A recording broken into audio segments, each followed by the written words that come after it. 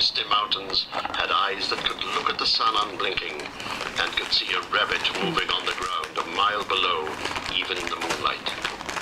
So though he could not see the people in the trees, he could make out the commotion among the wolves and see the tiny flashes of fire and hear the howling and yelping come up faint from far beneath him.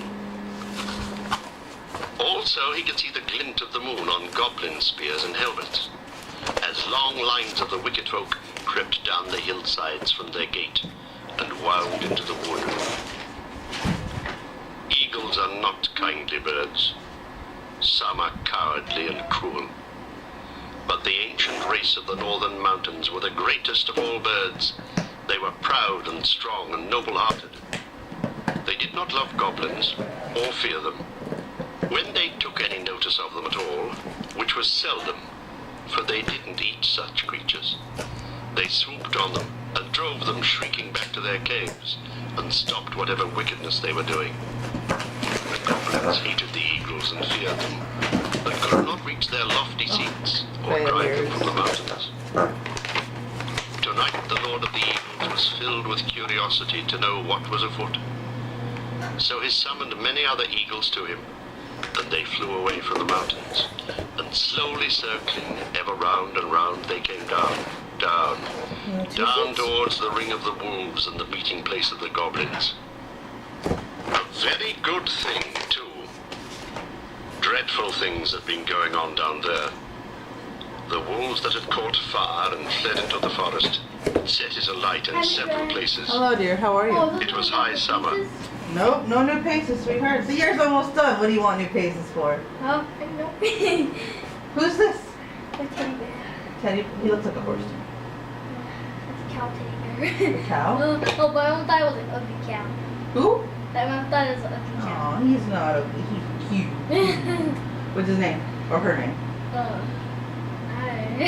What did I name him? You need to ask for a name. What's my name? Bob. Bob. My name is Bob. Okay. I like Bob. Bob's a good name. Bob the cow horse dude.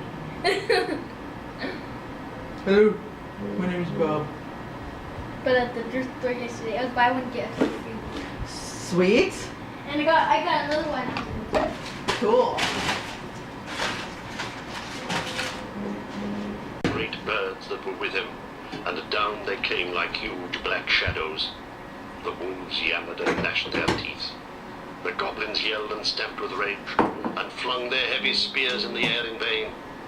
Over them swooped the eagles.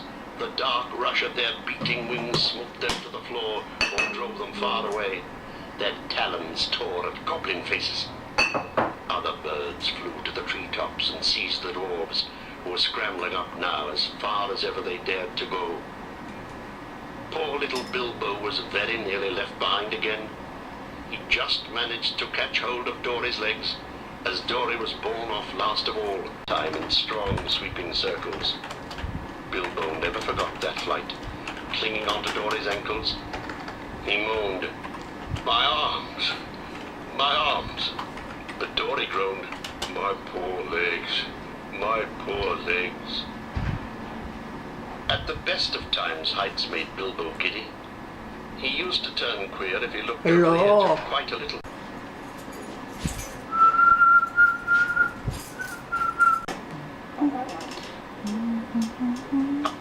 So you can imagine how his head swam now, when he looked down between his dangling toes and saw the dark lands opening wide underneath him, touched here and there with the strength to wonder what the messenger had meant by prisoners, and to begin to think of being torn up for supper like a rabbit when his own turn came. The eagle came back, seized him in his talons by the back of his coat, and swooped off. This time he flew only a short way. Very soon Bilbo was laid down, trembling with fear, on a white shelf of rock on the mountainside. There were queer noises too.